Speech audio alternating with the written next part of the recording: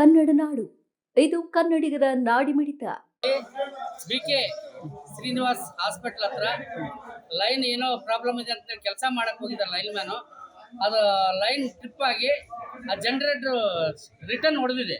ಆ ಹೊಡೆದು ಆ ಶಾಟ್ಗೆ ಪ್ರಾಣ ಹೋಗಿದೆ.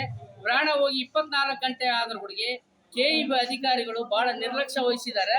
ಒಬ್ಬ ಅಧಿಕಾರಿ ಕೂಡ ಆ ಬಾಡಿ ಹತ್ರ ಹೋಗಿ ಅವರ ಕುಟುಂಬದವರಿಗೆ ಏನಾದರೂ ಸ್ವಾಂತನ ಕೂಡ ಹೇಳಿಲ್ಲ, ಅವ್ರಿಗೆ ಏನಾದರೂ ಪರಿಹಾರ ಕೂಡ ಹೇಳಿಲ್ಲ.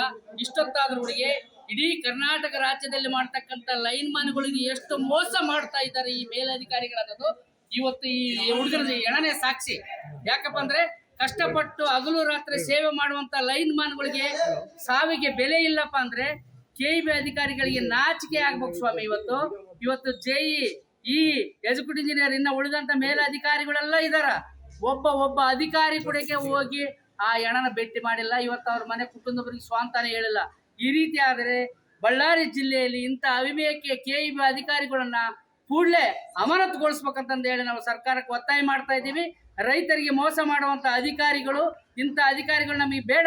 ಇವತ್ತೊಂದು ಪ್ರಾಣ ಅನಾಹುತ ಆಗೈತೆ ಅಂದ್ರೆ ಆ ಪ್ರಾಣ ಅನಾಹುತ ಆದಂತ ವ್ಯಕ್ತಿ ನಾಗರಾಜನ ಕುಟುಂಬ ಇವತ್ತು ಬೀದಿ ಪಾಲಾಗ್ತಾ ಇದೆ.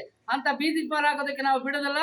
ಇವತ್ತೇನು ಅಧಿಕಾರಿಗಳು ಯಾರು ನಿರ್ಲಕ್ಷ್ಯ ಇದ್ದಾರೆ ಅವರೆಲ್ಲರೂ ಏನು ಮಾಡ್ತಾ ಇದ್ದಾರೆ ಗೊತ್ತಲ್ಲ, ಅವ್ರ ಕುಟುಂಬಕ್ಕೆ ಇವತ್ತು ಕೂಡಲೇ ₹1,00,00,000 ಅನುದಾನ ಕೊಡ್ಬೇಕಂತ ಹೇಳಿ ನಾವು ಆ ಅಧಿಕಾರಿಗಳಿಗೆ ಮನವಿ ಮಾಡ್ತಾ ಇದ್ದೀವಿ.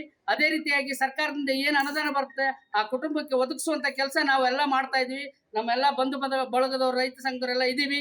ಆ ಕುಟುಂಬಕ್ಕೆ ಅನ್ಯಾಯ ಬಿಡೋದಿಲ್ಲ ಅಂತಂದು ಹೇಳಿ ಕರ್ನಾಟಕ ರಾಜ್ಯ ರೈತ ಸಂಘದ ಪ್ರೊಫೆಸರ್ ನಂಜುಂಡಸ್ವಾಮಿ ಸ್ಥಾಪಿತ ಕರ್ನಾಟಕ ರಾಜ್ಯ ರೈತ ಸಂಘ, GG ನಾರಾಯಣ ಸ್ವಾಮಿ ಬಣ, ಗೋವಿಂದಪ್ಪ ನಾಯ್ಕ ಅಂತೇಳಿ ನಮ್ಮ ಹೆಸರು, ಬಳ್ಳಾರಿ ಜಿಲ್ಲಾ ಕಾರ್ಯಾಧ್ಯಕ್ಷರು.